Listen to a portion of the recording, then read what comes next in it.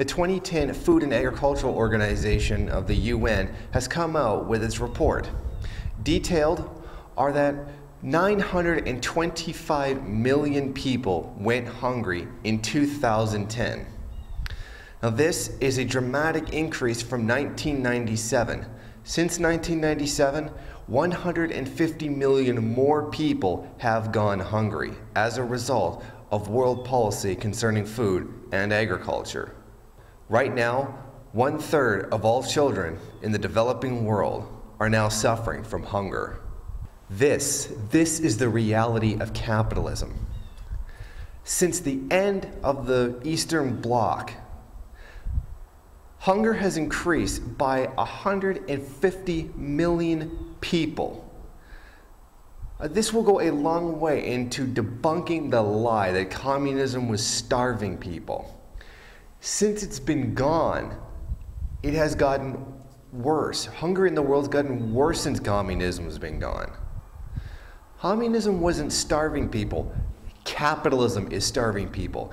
And most of them are being starved because of the completely psychotic dependence on markets and market exchange for food, possibly the most important element of human life. According to the Food Price Index, the cost of staple foods has risen 26% this year. The cost of staple foods right now is almost as high as it was during the food crisis of 2008. Market forces are not capable of solving this problem. Only a socialist form of distribution is going to be able to confront this challenge facing the world. As if this food crisis wasn't bad enough, capitalism is making it worse. The cheap credit policies of governments are inflating the cost of food.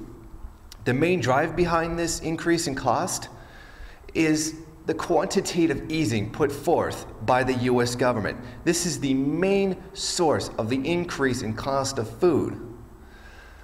There are many other factors as well, but this is the single worst one. Market forces cannot solve hunger. Food is made to be sold, not to be eaten. This is what's causing the failure of capitalism to address this problem. The main damage is being done by the quantitative easing. This is flooding emerging economies with high interest rates with a lot of hot money coming from US banks. The infusion of hot money is causing the inflation around food prices.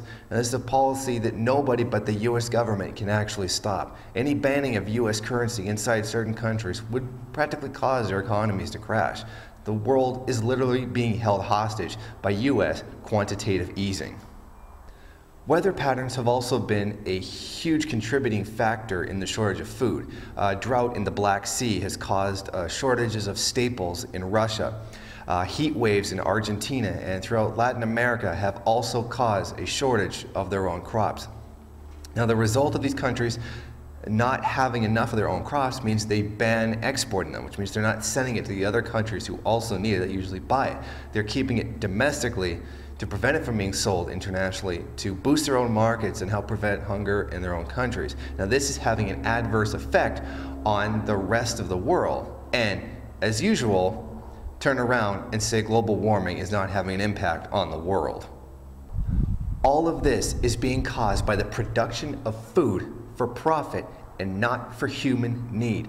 This is the result of market forces.